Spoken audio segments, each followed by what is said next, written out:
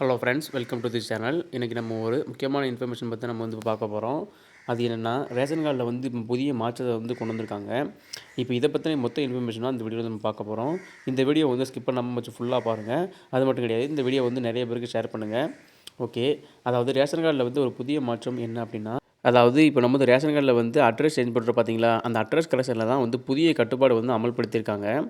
Ration கார்டில் முகவரி மாற்ற விண்ணப்பம் பொது விநியோக திட்ட இணையதளம் வழியாக மட்டுமே செயல்பட வேண்டும் அப்படின்னு சொல்லிட்டாங்க. ஸோ ரேஷன் கார்டில் அட்ரஸ் பண்ணுறதுக்கு ஆன்லைன் மூலமாக மட்டும்தான் நம்ம வந்து கரெக்ஷன் பண்ண முடியும். அடுத்து புதிய முகவரிக்கான ஆவணமாக இதுவரை ஆதார் கார்டு, வீட்டு சமையல் கேஸ் சிலிண்டர் ரசீது மட்டுமே வழங்கினால் போதுமானதாக இருந்தது. இதுக்கு முன்னாடி வரைக்கும் நீங்கள் அட்ரஸ் சேஞ்ச் பண்ணுறதுக்கு ஆதார் கார்டை வச்சு பண்ணியிருப்பீங்க, அல்லது உங்களுடைய கேஸ் கனெக்ஷன் இருந்தால் அதை வச்சு நீங்கள் வந்து பண்ணியிருப்பீங்க.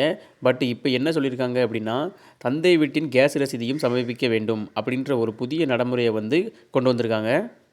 திருமணமான பெண்கள் முகவரி மாற்றம் கோரினால் மனைவியின் தந்தை வீட்டின் கேஸ் ரசீதையும் பதிவேற்றம் செய்யணும் அப்படின்ற மாதிரி ஒரு புதிய ரூல்ஸ் வந்து கொண்டு வந்திருக்காங்க.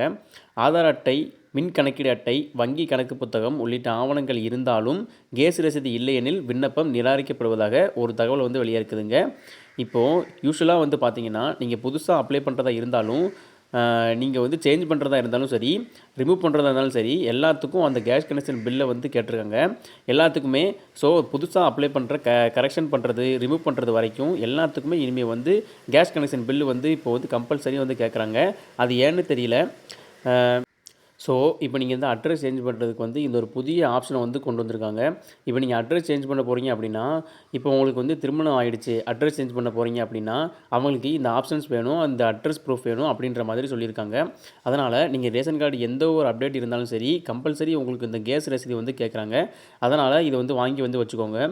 புதுசாக பேர் சேர்க்கிறதுக்கு, பேர் ரிமூவ் பண்ணுறதுக்கு, புதிய ரேஷன் கார்டு அப்ளை பண்ணுறது, இந்த மாதிரி எல்லாத்துக்கும் இப்போ வந்து அதை வந்து கட்டாயமாக்கியிருக்காங்க.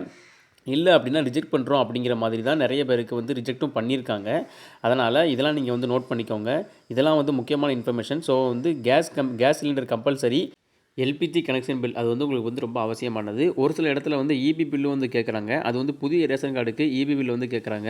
எல்லா டாக்குமெண்ட்ஸும் இருந்தாலும் இந்த கேஸ் ரசீது வந்து கண்டிப்பாக வந்து உங்களுக்கு வந்து இருக்கணும். இல்லை அப்படின்னா ரிஜெக்ட் பண்ணுற மாதிரி அப்படி தான் வந்து நிறைய பேர் வந்து சொல்கிறாங்க.